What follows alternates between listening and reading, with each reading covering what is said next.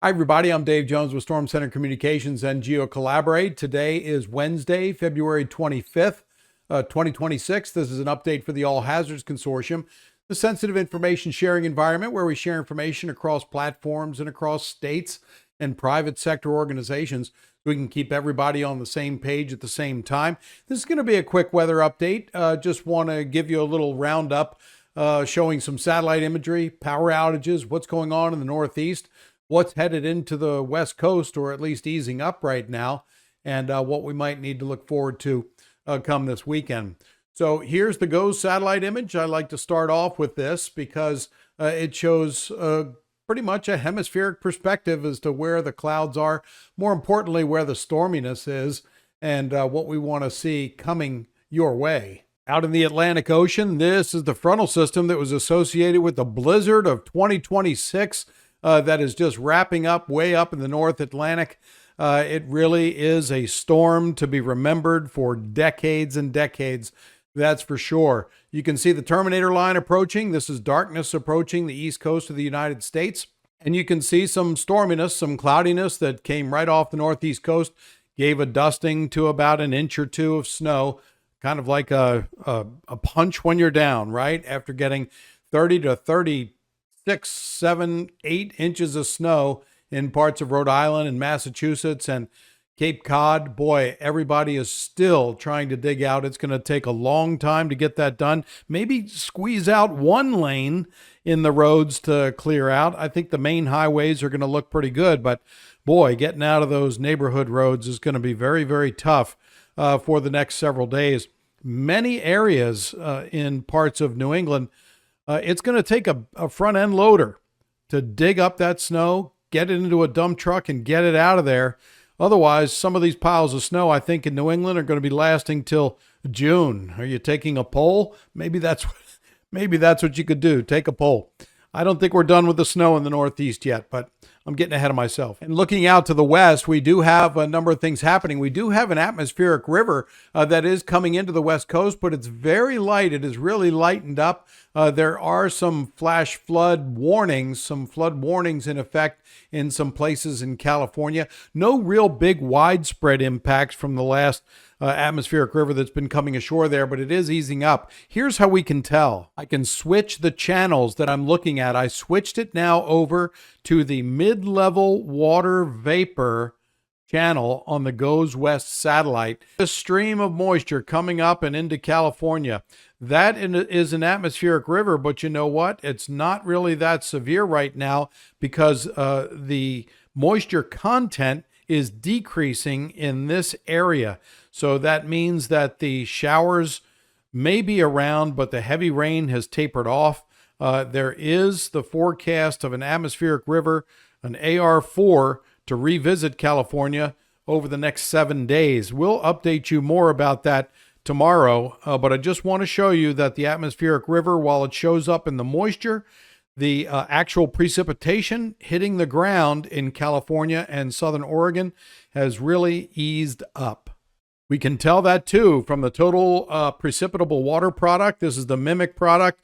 And look at this. You can see all that moisture that's headed up. And look at that. When it touches the coastline, that's when it rains. But it's decreasing in moisture content. See how the colors are going from a green here to a light blue?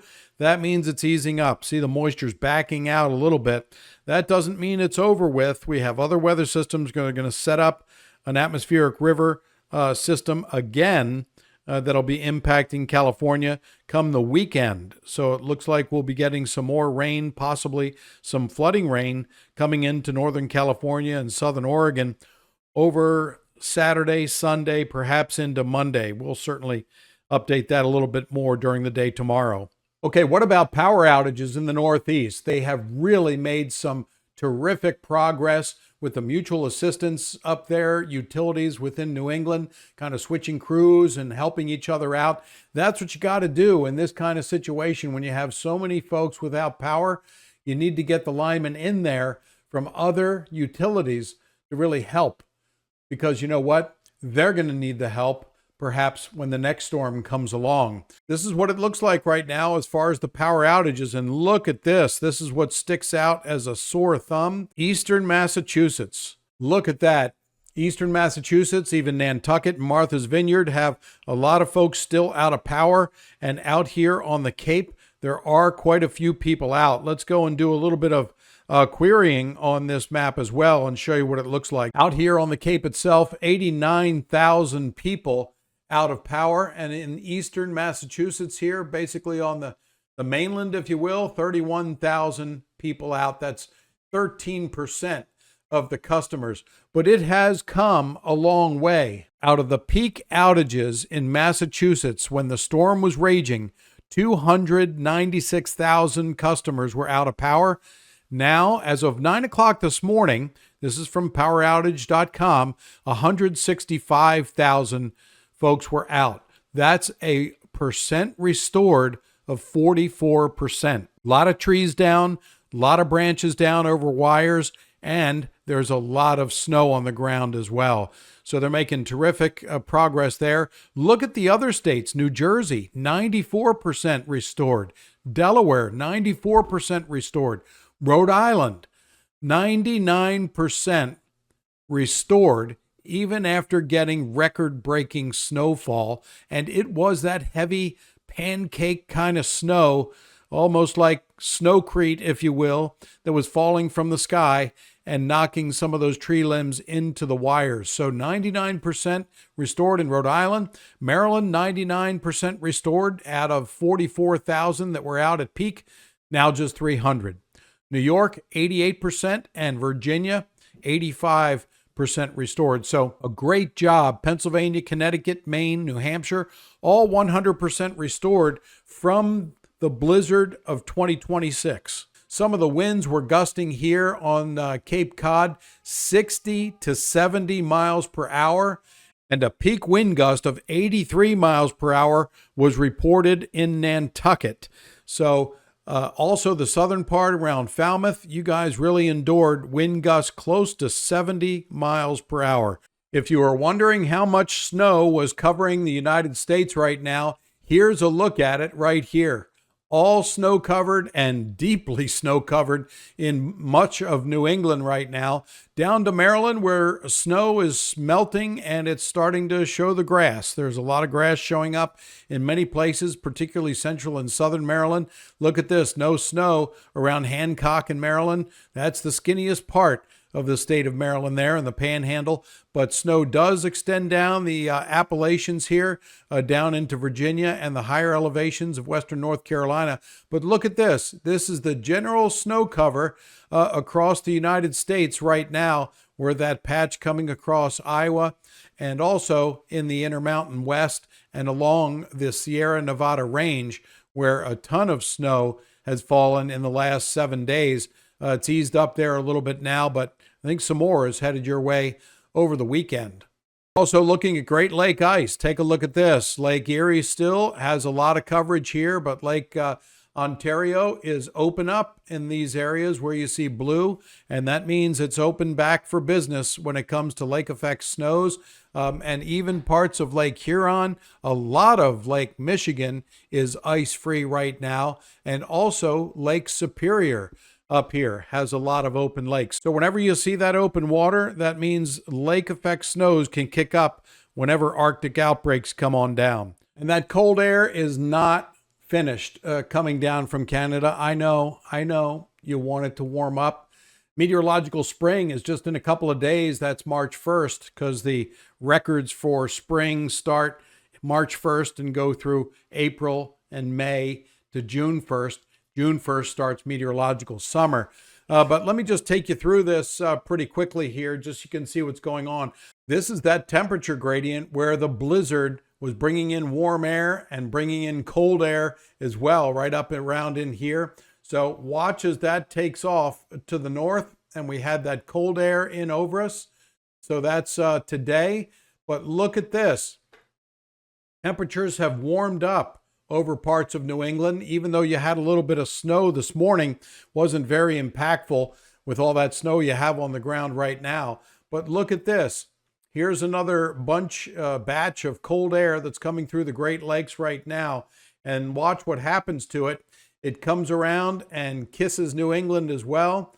But the warm air tries to take over. So we're talking about Friday into Saturday, some warming temperatures.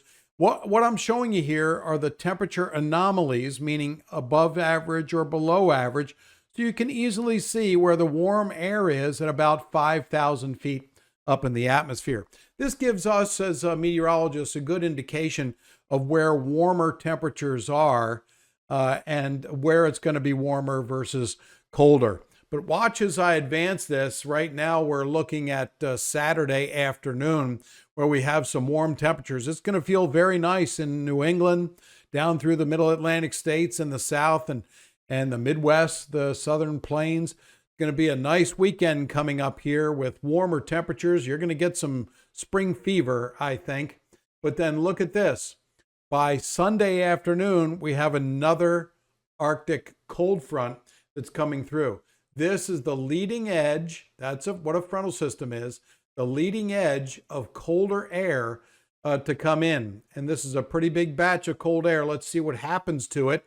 We go on into Monday and it comes through the mid-Atlantic. It gets very cold again up in New England. Sorry about that. The snow is not going to melt very quickly. But then look at this. It's out of here by Tuesday afternoon with some warmer temperatures coming in. And looks like those warmer temperatures will be with us through the week. Now, this high pressure here does have Arctic origins, so it does have cold air with it. And I want you to watch what happens with this high pressure as I move on into early next week. You see how it moves across the Great Lakes there? And we do have precipitation that's kicking up on Monday morning, early Monday morning across Illinois and Indiana, with rain through Missouri here. But as I keep this on into motion, you'll see that this high pressure sets up right here over New York. That sets up what we call an East Coast wedge or damming. It's air that gets trapped on the eastern edge of the mountains here, and you can see that as it comes right down the mountains, even reaching Atlanta here. So that high pressure is trying to force colder air at the surface down the eastern edge of the mountains while this precipitation is starting to move through. So this is what the European model does with it. It brings snow into the picture on Tuesday morning, Monday night into Tuesday morning.